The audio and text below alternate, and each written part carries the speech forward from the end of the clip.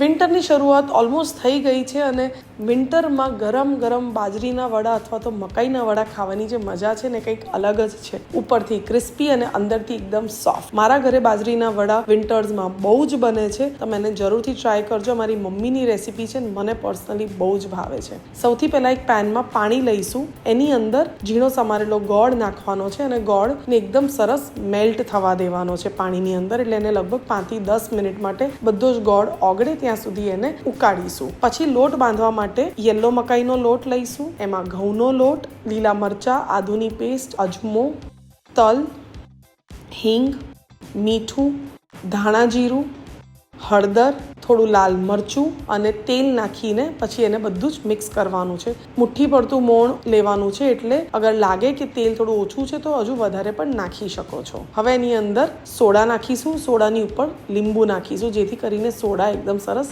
Activate થઈ જશે. હવે જે ગોળનું પાણી રેડી કર્યું હતું એનાથી એનો એકદમ સોફ્ટ લોટ બાંધવાનો છે. મેક શ્યોર કે મેં આની અંદર જેટલા પણ પ્રપોર્શન્સ તમને લોકોને બતાવ્યા છે પ્રપોર્શન્સને ફોલો કરશો તો તમારા મકાઈના વડા એકદમ પરફેક્ટ બનશે. પાછળથી થોડુંક તેલનું મોણ લઈને લોટને એકદમ કેળવી લેવાનો છે અને પરાઠા જેવો અથવા તો એનાથી થોડો કઠણ લોટ બાંધવાનો છે. અગર ઢીલો લોટ બાંધશો તો મકાઈના વડાને તમે 2 થી 3 દિવસ જ સ્ટોર કરી શકશો અને લોટ અગર થોડો કઠણ હશે અને જેટલા મકાઈના વડા ડ્રાય હશે તો તમે એને 15 દિવસ સુધી સ્ટોર કરી શકશો. તો બસ હવે નાના નાના વડા બનાવીને પછી એને તેલમાં ડીપ ફ્રાય કરીશું. ઘણા બધા લોકો આની અંદર ઉપરથી તલ ચોંટાડતા હોય છે તો તમે ઈચ્છો તો એવું કરી શકો છો. તો બસ મકાઈના વડાને એકદમ ગરમ તેલમાં ક્રિસ્પી થાય ત્યાં સુધી એને ફ્રાય કરવાના છે.